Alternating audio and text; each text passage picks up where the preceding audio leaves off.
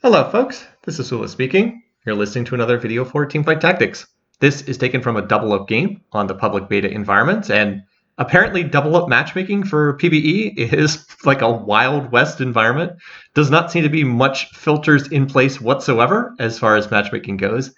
Joining me here is JDP El Grillo, and the reason why I bring this up is you may have noticed on the loading screen, we have silver borders. We are silver 2 in this game, but we have queued with 2 teams with gold borders and 1 team with diamond borders. So apparently, again, PBE Double Up matchmaking just does not care what your rating is, and it just throws you into the first game that pops up.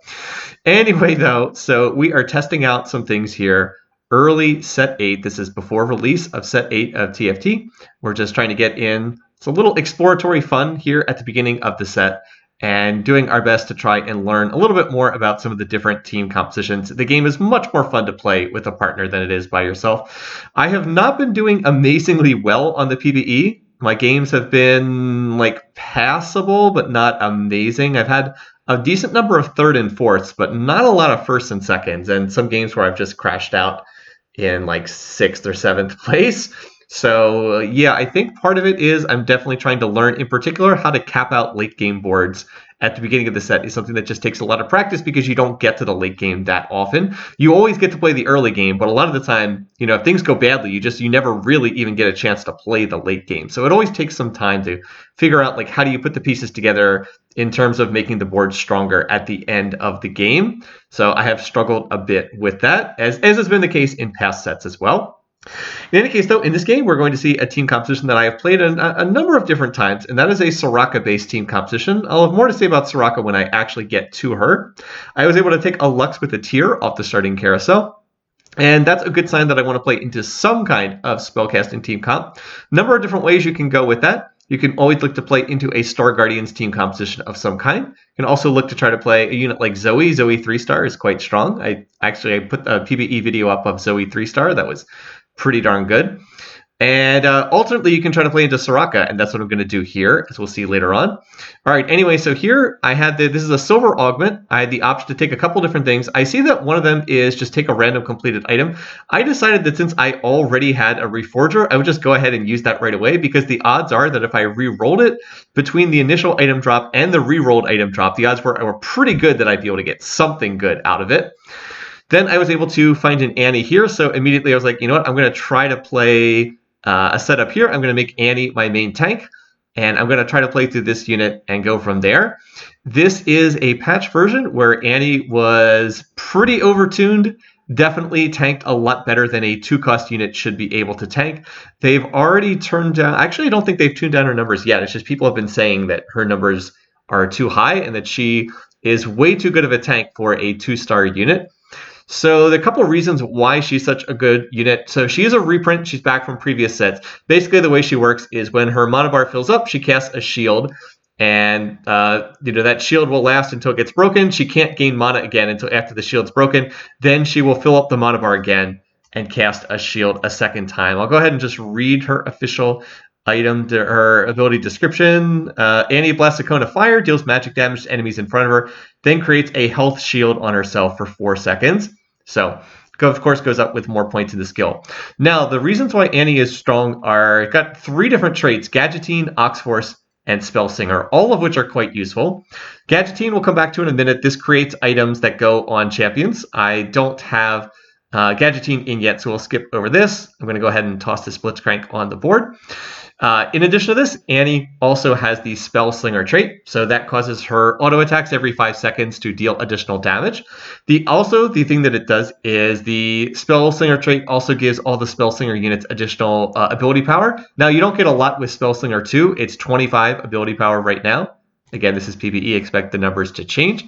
So Spellslinger 2 is not a lot of additional ability power, but it does still matter. If she has 25 ability power, that means her shield is going to be larger, and her little spellcast, her burn effect, is also going to be stronger as well.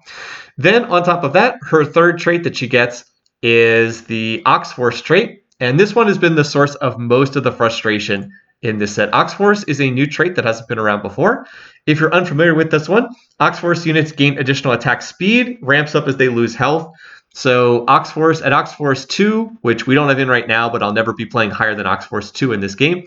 Those units get 20% attack speed, and then as they lose health, they go up to 40% attack speed as they get low on health. But more importantly, Ox Force units, once per combat, they become invulnerable for 1 second as they defend the city with their last breath. So if Annie hits 0 HP, she will become invincible for 1 second. And I believe that she can then get healed back above 0 health as well. So it's kind of like an effect where they get to survive a little bit longer. And that's really been the source of a whole lot of frustration in this set, is just the fact that the Ox Force units are able to tank and survive situations that they really should not be able to survive. And it just makes them awesome tanks. So like Annie, she can survive that extra second, and then that allows her to get off another shield, and then suddenly she's alive, and then somebody dumps a heal on her, and she survives further, etc., etc., etc. So right now, it feels like her numbers are up a little bit too high. And the team comps that she plays into also synergize really well with her traits. So she is also going to be played in teams that have the heart trait, which gives everybody on the team scaling ability power. So as Annie survives in these fights, she will be continuing to survive with the Ox Force trait. And then in addition to that, she'll be getting more and more ability power if you're running heart, which you probably will. Going to continue to give her more ability power as the fight continues, which then makes her shields even stronger, etc., etc. Now this fight is super close. Oh, we really wanted to win this round, but a very late reinforcing partner comes over, and that was a bit of a pain in the butt. We just needed to target the Lulu in the back lines, but none of our units targeted the Lulus. So yeah, that was a bit frustrating. It was a situation where I was kind of tied up in an even fight. Grillo won his round, came over, and it looked like we were about to win, but then that person's partner came over as well, and it interrupted my win streak, which is very annoying. I was hoping that I could win streak there. Anyway, this carousel has a whole bunch of spatulas, and that's not a great sign when you are the teams that have last pick. Grillo, I had third pick, Grillo had fourth pick, so as I said, not great for us that there are 3 spatulas, so other teams will have the opportunity to make spatula items, or potentially, since this is the 2-player mode, combine 2 of them together to make a Force of Nature, or a Tactician's Crown as it's called now. All right, now we're going to use an early send here. Grillo had made a 2-star Lulu that he was just playing, and I'm going to ask him to send that to me because this is a unit that's going to fill out my board really nicely. So this is going to make both the Gadgeteen trait and the Heart trait together. I've also sold my early... by the way, Grillo, maybe we could have saved that send because there was a Lulu in my shop, but he had the early 2-star Lulu, and I was like, you know what, let's just play that unit. This is going to make the Gadgeteen trait and also make the Heart trait. So since I've already discussed the Heart trait before, I will just mention it again. We're going to be playing into the Heart trait in this game. When Heart units cast their ability, your team gains stacking ability power for the rest of combat. Right now, Heart 2 is 4 ability power. So every time a Heart unit casts, which right now is Lulu and is Sona, your team will gain additional ability power for the rest of combat. That does apply to the entire team. That is not just the Heart units themselves.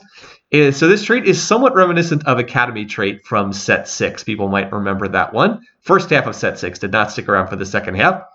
As I said, though, it is a team-wide benefit, so it is something that everybody on the team is going to get. Now, looking at what we have here, there's a set in the store as well. So I found an early Jax, and I found an early set here. So these are both units that Grillo might want. Grillo is looking to play into mechs in this game. Grillo is going to be running a very simple team composition. He took Electro Charge for his initial augment, and now he's going to be playing into Brawlers. So he was like, you know what? I'm still learning this set. I want to make this relatively simple. Let's just play units with a lot of health, and we'll take Electro Charge, and the enemy teams will just kill themselves on the Electro Charge procs because Brawlers get additional health. Very simple, but it actually ends up working pretty well in this game. It also helps that a lot of the lobby is deliberately trying to Lust Streak because they are trying to get the Underground trait in play, although I think a lot of these teams did not actually get Underground in play very quickly. Well, as far as things go right now, I was able to win that round pretty easily, and now I'm really sad that I lost that third fight, the one that was extremely close. It's actually against this person right here, this person JJ here. So it looks like I'm going to be able to come over and help Grillo's board win that round. So we're going to interrupt their round. Grillo is on full win streak, which is great. Unfortunately, my win streak was interrupted, and ooh, look at this economy. I am super poor, and it's largely as a result of holding the Jax and holding this set. Now, these are units that Grillo's going to want for his comp, so I don't mind holding them, but it does mean that my team is going to be pretty poor here out of the gate because holding 7 gold worth of units, that is That is not great from an economic perspective. Is not great. Like if I was at like 25 gold and then I got 5 gold here off the minions, I'd be, you know, at 30 gold. That's more or less where you would expect to be. But instead, yeah, it's not a lot of gold. And then I've also got these other units that I might potentially want to play as well. I've got the Yumi and I've got the Zoe, and these are also units that I probably want to play. I would probably want to ditch the Poppy at some point and replace with Zoe because they both have Gadgeteen for their traits. So yeah, we'll be trying to do something along those lines here. Also, I actually get no gold here. Now, it is nice to get items. Don't get me wrong. Items are nice. But I got 0 gold there, and I'm on 15 gold. I was like, oof. I better win streak because I have literally no economy whatsoever. So I guess I better start win streaking here.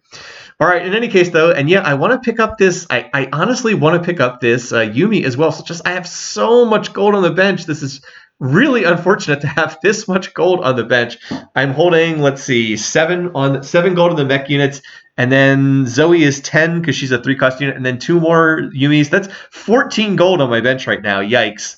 That is and then I have Annie as well. That's another 2, but of course I'm trying to make Annie 2-star here. So anyway, I am poor. I very much need to win these rounds because the only way my economy is going to be rescued is if I go on a win streak.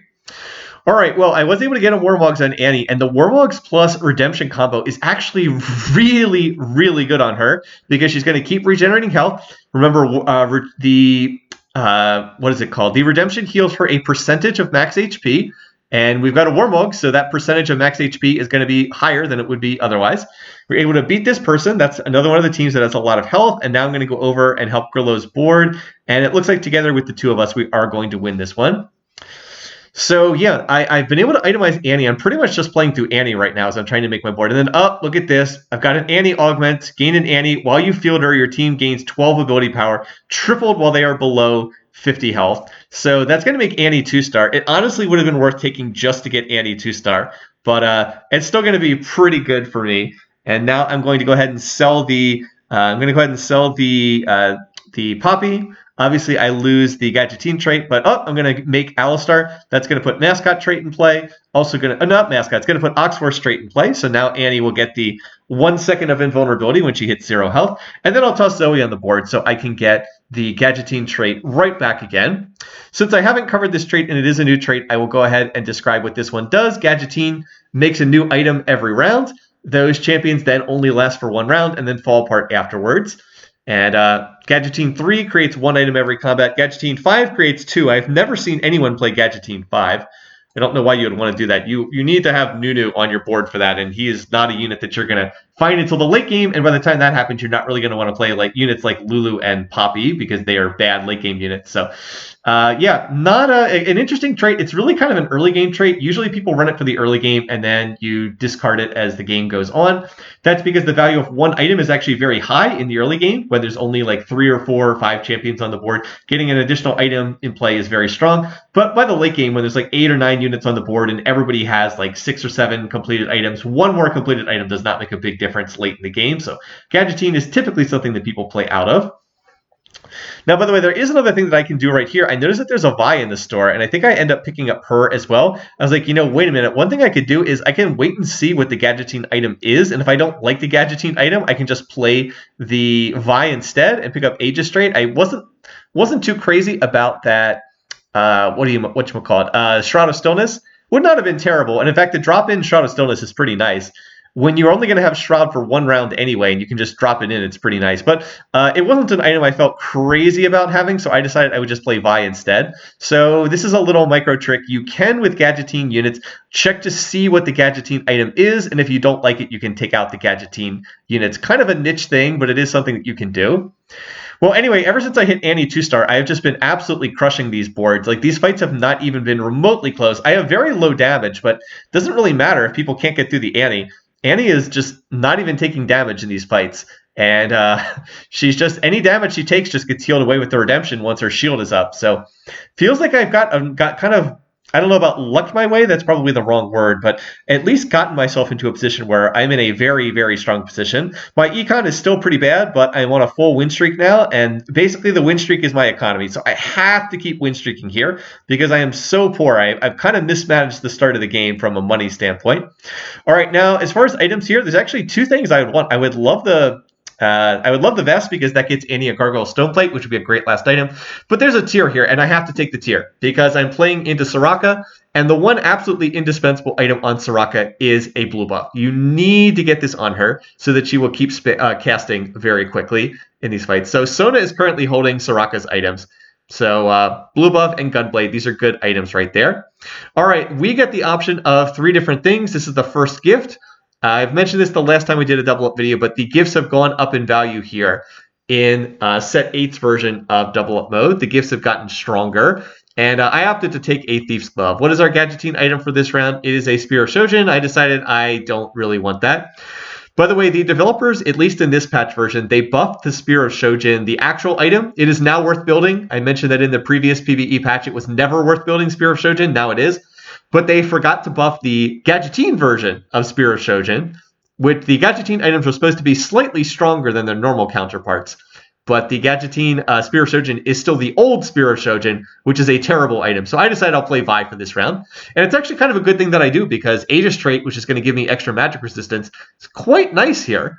It's quite nice because this team is playing Star Guardians, and this team is all magic damage. So having the extra magic resistance is very nice. Also, note Annie just not taking any damage whatsoever as Sona sits back there and does her little spell casting. But Annie is the one winning these fights. Annie just does not die in these fights. So that has really been the key to my success. It feels as though hitting 2-star frontliners and itemizing them is a bigger deal in this set than it was in the previous set. All right, anyway, so we have a champion. So here's the counterpart. Grillo has different options than me. Note that he does not have a Thief's Glove option, as I ended up taking. He is going to take the Tier 4 champion and 4 gold. So he's going to go ahead and grab that any second now. I remember because we just played this game as I'm recording this. Come on, Grillo. He takes the Tier 4 champion. Any minute now. There we go. And this actually ends up being really significant because the champion that comes out is Soraka. He actually got the Soraka for his Tier 4 champion. I was like, oh, early Soraka. Okay.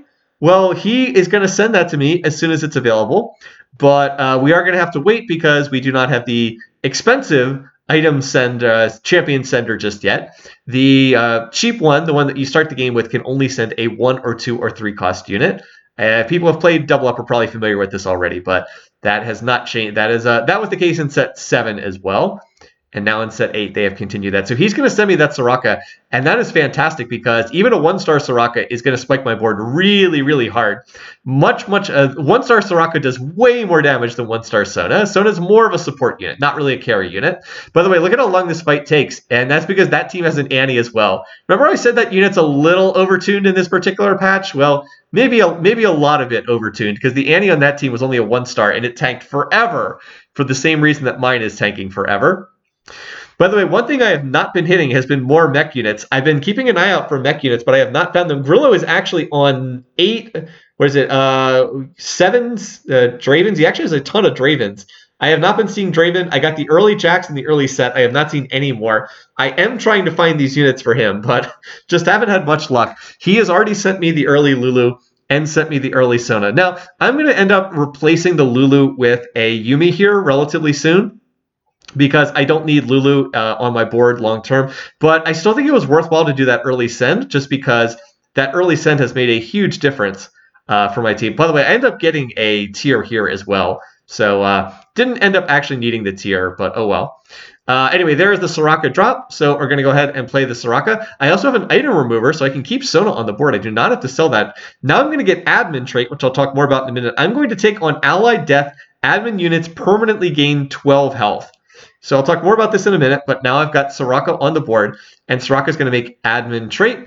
And now I'm also going to toss Lee Sin on my board. He will make brawler trait together with the Blitzcrank, and he will give me a rank of heart. So now I have 4 heart, which doubles the benefit. On spellcast right now, heart 4 gives you 8 ability power per cast, and heart 2 is 4 ability power. Again, expect the numbers to be subject to change because this is PBE. So this is very significant because of the way it interacts with Soraka. I'll talk more about her ability in a second as I'm going to be able to win this fight. Note that Soraka did 2,000 damage, not bad. And now I'm going to come over here just in time to try to rescue Grillo. This person's trying to play through a LeBlanc. Are we going to be able to beat this LeBlanc? Oh, we really want to beat this person so we can keep the win streak going. Oh, whew. That was close, but we did actually win that round. So Grillo's win streak is going to continue, and that is worth an awful lot of gold. All right, last augment here. It's a gold augment. I was like, stand unit's not bad, but what I really need is more item components to finish itemizing my units. And oh, I get awesome ones. I'm going to put a Jeweled Gauntlet on the Soraka. Now I can finish itemizing Annie with Gargoyle Stoneplate, and I can even make a Zerat portal. So this is just fantastic. I could not have done much better here. I got basically exactly what I wanted. These are considered to be Soraka's best items. Blue buff, Gunblade, Jeweled Gauntlet. Annie was able to get her Gargoyle Stoneplate. That's going to be awesome for her. And then I even have a Zerat portal to give me some additional front line. So that's just going to be great. Grillo got Knife's Edge, which is going to be nice as well. Okay, so let's cover Soraka's abilities, shall we? This is a Soraka video. She is the featured unit in this video. Her traits are Admin and Heart. I've already mentioned Heart gives her that stacking ability power. We'll talk more about Admin in a second. So Soraka's ability is called Star Call. Costs 40 mana. Soraka launches a star at her target, which deals magic damage, heals Soraka for 10% of her maximum health. Every 3 casts, she launches stars at each of the nearest enemies. So she launches a star, which deals magic damage, heals her, and then every 3 casts, she launches 3 stars instead of 1. So she'll deal more damage. So Soraka is kind of a weird unit. She is constantly healing herself for a percentage of max HP. And then in addition to that, she's dealing magic damage as well. And by the way, here I'm finally going to put the Yuumi in because Yuumi is just a better unit. And she also has the Heart trait. Also, it's going to give me Mascot trait for Alistar. So Alistar's going to get a little health regen going. Not a lot to make a big difference, but hey, it doesn't hurt. By the way, 8 Dravens right now for Grillo over there. Well, all of the items that I have put on Soraka are items that synergize really well with how her ability works and how her trait works. First of all, the blue buff is her most important item. I mentioned that before. Her mana cost is 40. So you put the blue buff on her, and then her mana cost becomes 30. So she will cast much more often. And you want her to cast constantly because she has a Heart trait. Every single time she casts, she is going to add 8 ability power to the entire team. In addition to that, every 3 casts, she gets the big cast that hits multiple targets at once. So you want her to be casting very frequently, and blue buff is really the best way to get her to do that. Now, what else do you want? Well, the Gunblade is fantastic because she will keep healing the front line with all of her casts as well. So she's constantly healing your front lines. You're going to just keep healing Annie over and over and over again with all of her casts. And then the Jewel Gauntlet is great because, again, remember, she's stacking ability power. By the way, she did 10,000 damage in that fight. She is a 1-star unit, just did 10,000 damage. So again, the Jeweled Gauntlet is great. You always want the crit stuff if your team is getting ability power from your traits, which we are here. We're getting ability power from Heart. So as she continues to stack up ability power throughout the fight, she will then amplify that with the ability to crit off of all that AP that she's stacking throughout the fight. So Jeweled Gauntlet, great. Blue buff, most important item. Blue buff Jeweled Gauntlet is fantastic. And then Gunblade is really nice, as I mentioned, so that she can heal the front line as the fight goes on. All right, here, unfortunately, there wasn't a lot I wanted. I would have gone ahead and taken the Cloak because that would have made a Chalice. I don't really need more ability power with my setup here, but I'll take it. Out of the remaining options, I'm going to go ahead and look to make a Static Shiv. Right now, I am rolling to try to hit a 2-star version of Soraka. That's the big thing I'm rolling for here. Might as well pick up the Blitzes. I also have Zoe as an option as well. By the way, that's going to get me to 6 Blitzcranks. I'm not seriously thinking I'm going to 3-star him, but it wouldn't hurt. And now I'll go ahead and just dump this Static Shiv for the Magic Resistant Shred. I don't know if I'm going to play Zoe or not. Zoe would give me Prankster trait. I've gone ahead and tossed in Tarek because he's going to give me a rank of Aegis. He's a better unit to play than Vi. I already have Brawler trait in, so I don't really need another Brawler. That would only take me to 3 Brawlers, which is not going to do all that much. And we're up against the person playing LeBlanc. It looks like they're trying to go for LeBlanc 3-star, but they have not hit LeBlanc 3-star, not yet. I still have the absolutely unkillable Annie. I don't know if she's died in like the last 10 fights. It's not just that I'm on a 10-match winning streak. I don't think Annie has died in a single one of these fights. So yeah, we're able to keep this win streak going. We're still on 95 HP here. I lost the one early round, Grillo lost the other round, and those are the only rounds we've lost through the entire game thus far. Anyway, I am going to stay here at level 8 at least until I can hit the Soraka 2-star. And then if I can hit Soraka 2-star, I might be able to go to level 9. Grillo is holding a 2-star Annie, and he's holding a 2-star Soraka. Or not Soraka, 2-star Sona. I know I'm going to get those two champs confused a billion times. Here, I was like, do I want to play the Zoe? I mean, it gives me Prankster, but the Lee is just such a better unit. I'd really like to get Zoe into my team, but I just don't think I can fit her. I think I have better units to play elsewhere. Like, I'm not going to get Gadgetine. I could get Prankster, but I don't think that's that great in this situation. So I think that what I have on the board right now is honestly the best that I can do. All right, so again, Soraka still just doing her thing. Going to keep killing enemy units. By the way, one thing I wish, they really need to increase the visual effects for Soraka. Her ability is almost impossible to see. It's like you'll watch these fights and it's like, is Soraka doing anything in these fights? It doesn't look like it, but then you look at the damage chart at the end of the fight and suddenly she's done like 7,000 damage or something. It's like, did it feel like she did 4,800 damage in that fight? Didn't feel like it to me. I really think they need to beef up her visual effects because she does an awful lot of damage and it just doesn't feel like it because you can barely even see her little stars as they rain down. All right. Well, the one other thing I wanted to talk about is the admin trait. I have not had a chance to cover this. This is probably the most interesting trait in the entire set, and I haven't had a chance to talk about it yet. So admin, the official description is admin programs a custom configuration per player each game. So basically, when you put this trait in play for the first time, you're going to get 3 different options, and they can be a vast range of different things. I believe that there are like a dozen different possibilities that you can take. And then you can set multiple conditions on when they take place. So the one I have taken in this game out of the 3 options was every time an ally dies, admin units permanently gain 12 health. So that is a stacking trait. But there's other ones. There's one that gives you gold. There's some that give you ability power or attack speed, depending on how fast the fight lasts. Like it's every 5 seconds gain ability power. Every 10 seconds gain attack speed. Some trigger on allied death. Like, there's all these different conditions. By the way, I hit the 2-star Soraka insanely easily. So at this point, I asked Grillo, I was like, should I just keep rolling here? Because we are close to the... he did hit 3-star Draven with literally no help from me whatsoever. We're relatively close to Jax. We were talking it over, and we decided, no, why don't you just go to level 9? At level 9, I can roll for Leona and try to get Leona. And then maybe I can try to find sets more easily there at level 9. So we decided that I would look to go and push fast 9. But yeah, I hit the Sona... I'm going to get those champs confused so many times. I hit the Sona 2-star insanely easily. In this particular game, though, the admin trait is every time an allied unit dies, your units permanently gain 12 max HP. So in these fights, it's not like that many units die in these fights because Annie is pretty unkillable. But, I'm still losing like 3 or 4 of my units in every fight. And by the way, the Zerat portal does count for this.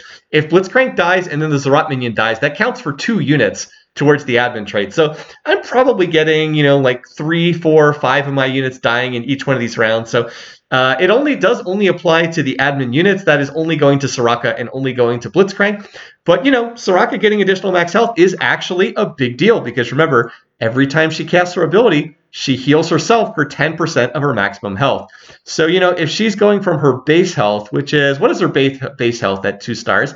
I have the cheat sheet here, so I'm going to look that up. I do not know what Soraka's base health at 2 stars is off the top of my head. Okay, it is 1,350 health. That's probably not going to change. They rarely affect units' base health. So, if she starts at 1,350 and then, she stacks up, 50 health per fight, 4 of my units die in each fight, that's 48 health. So 50, over the course of 10 rounds, that's 500 more health. And then instead of healing for 1,300 each time she heals, she's healing for 1,800. So it's a pretty big deal.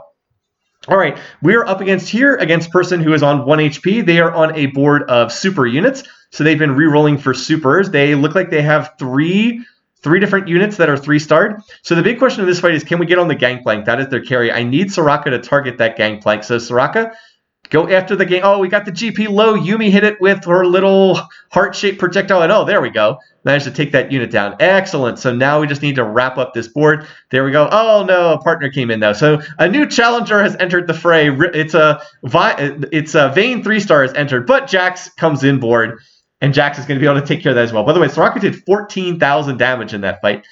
Again, her little stars are hard to see. You don't really notice them, but they do actually do quite a bit of damage. Anyway, the other thing going on here is the second gift round. Again, these gifts are a lot stronger. I opted to go for a 5-cost unit, a legendary unit. I was hoping I could pull a unit that was useful. I did not pull one that was useful. In retrospect, that was definitely a mistake. I got an Urgot. All I did was sell the Urgot, so that was complete waste of time. Not really useful. One of the options was an Ornn item. I should have just gone for the Ornn item because there were a couple different useful things that I could have pulled there. Would have been nice to get like an Anima Visage or actually Randuin's would have been super nice. I could just put a Randuin's on like Blitzcrank or something. But I could have found something useful. I didn't find something useful, so oh well. I got 5 gold out of that. Definitely could have gotten more use out of that. So be careful what you do with those options because they are quite strong. Like you can see, this team has a Force of Nature. Tactician's Crown, excuse me, because they're obviously able to get double spatulas. There's actually been quite a few spatulas in this game. And I wish Champion Duplicator had been an option. We've actually had Champion Duplicator offered quite a bit. Well, this is a fight that looks like I'm probably going to lose long term. I've been winning all these fights, but I think my luck has maybe finally run out here. Annie, can you keep tanking? Oh, but Grillo's coming in. I'm going to get my partner coming into the rescue. And Jax is coming in. And Soraka's still alive. By the way, I have no idea how the admin thing works with your partner's units coming on board. I would assume that you don't get the max HP if your partner's units come on board and die, but I honestly don't know. Well, we've been win streaking for an awful long time now. We've got another one of these carousels, and look, there's some different emblems that we don't really know what the symbols are, except I do recognize that this little one with the shield and stars, that is an Aegis emblem. So if I put that on a unit, I get another rank in Aegis trait. I was like, yes, I would like this. Because both of the teams that we're up against are very heavy on magic damage. So additional ranks of Aegis, which is the magic resistance trait, it's basically Mystic trait from the previous sets. That will be very, very nice indeed. And look what else I can do. I can level to 9 and I can toss in Vi. Now I have 4 Aegis on my board. I think it's actually pronounced Aegis with a hard G instead of a soft G. Here I'm going to find a Leona, and now finally I will start helping Grillo, so I'm going to send that to him, and that's going to make 2-star Leona. And then I'm going to find another Jax. He was on 7 Jaxes. I was like, you know what? Let's just make 3-star Jax. There's nothing we're going to be able to find that's going to be as good as 3-star Jax. It's going to use up all our sends, but who cares? He just made 3-star Jax and 2-star Leona. Boom. That is going to be a very strong mech board. The interesting thing, though, is Grillo is actually, he's playing 3 mechs, so he's actually just sacrificing his mechs. Like, he has a 3-star Draven. The 3-star Draven is just dying to give Jax additional HP. And the 2-star Leona is also just dying to give the Jax mech additional HP. I wonder if it would have made more sense to go up to 5 mech and sacrifice the other mech units so he could, actually play 2-star Leona and 3-star Draven. I just feel like this would be good units to have on the board instead of just sacrificing for HP. But it's still early in the set. I could be wrong. I don't really know. Soraka just did 11,000 damage again. So we seem to be win streaking pretty comfortably here. And by the way, now I find a Leona, and I was like, all right, well, I'm just going to play this Leona over Vi. I mean, that's better. Vi was not giving me anything. She wasn't giving me Brawler trait, so that doesn't do anything. Now I have Syndra, who I can play for Heart, but it's like, I could take out the Yuumi. I could take out Yuumi, I could take out Lee, but Lee would force me to lose Brawler trait, so that's probably not worth it. What I should do, most likely, is just hold Syndra, and then if I hit 2-star Syndra, it's better to play Syndra than Yuumi. You could argue it's better to play Syndra anyway, because what is Mascot trait really doing for me? I'm not sure that it's really doing that much for Alistar, but gives Alistar a little health regen, so maybe I probably should have just looked to make that replacement, but as I said, still trying to learn here, still trying to get better. But yeah, in retrospect, probably should be looking to play Syndra over Yuumi. Don't really need to have Yuumi on the board this late in the game. Just need her for Heart trait, and I guess Mascot, but as I said, Mascot's not really doing that much. All right, well, we are up against this team. They have now made a 3-star LeBlanc, and I feel like their board is finally stronger than mine with the 3-star LeBlanc. Unless, of course, what if we had a little help from our boy Jax coming over here? So Jax is going to just jump in, and yeah, Jax is on it. So we're going to win that round. And hey, it was worthwhile to send Grillo those extra Jaxes that I had such poor luck at finding throughout this game. Well, the one other thing I did want to mention is, because we've got a second here on the minion round, I did just want to mention what the Aegis trait does. I'll try to pronounce it as Aegis because I do believe it's a hard G. If you're new to the set, this trait it provides magic resistance. The official description is your team gains bonus magic resist. Aegis units gain more. At Aegis 4, it's 50 magic resist to the whole team and 100 for the Aegis units themselves. So that's a pretty big deal. Everyone on the team gets 50 MR. Like, the Annie that's already so unkillable gets 50 MR as well. By the way, I was really hoping we could just find 2 more Annies. I was kind of hoping I might get like a champion duplicator here. Grillo still has 3 Annies. He has a 2-star Annie on his board that he can send me if I can just find the others on my own. I just need to find 2 more. Now, I am level 9, where I don't exactly have great odds to find Annie, but, you know, still hoping, right? All right, so here I've got my option. I could take the Zeeks, but I don't feel like I really need attack speed. I was like, you know what? I think just putting a Warmogs on. By the way, but I should pick up that Lee Sin. I should think just putting a Warmogs on. And by the way, I could have had 2-star Syndra, which 100% would have been better than Yumi. So womp womp. As I said, need to do better at that. I think the Warmogs on Leona is better than anything else I could take there.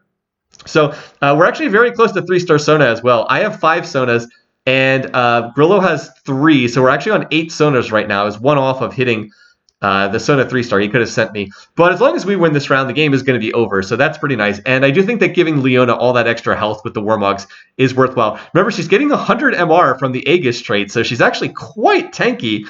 And her together with the Annie is just going to buy time for Soraka to just keep doing her thing, tossing out all those stars. Now, she healed for 200-something health, so she's over 2,000 HP right now, thanks to stacking all that health with the admin trait. Anyway, I'm going to win this round, but can we beat the LeBlanc 3-star? Jax is on it. Oh, Jax looks like he's finally going to fall, but reinforcements have arrived. And even though LeBlanc is going to be hard to kill, well, we're on it. We get the ultimate from Leona, going to call down the orbital beam, and the rest of the team is going to be able to finish off LeBlanc. LeBlanc, very strong single target damage, not so good against a whole enemy team. So there we go. It's a first place finish. We actually win with 91 HP. We only lost 3 rounds combined the whole game. I lost 1 round early, and then I won every round the rest of the game. Grillo dropped 2, 1 in like the mid game, 1 in the late game, but really came together that game. So this one was fun, and I'm glad I got to show off Soraka in this video. Anyway, thanks for watching. Thanks for listening. Hope you enjoyed this one. Until next time, take care, folks.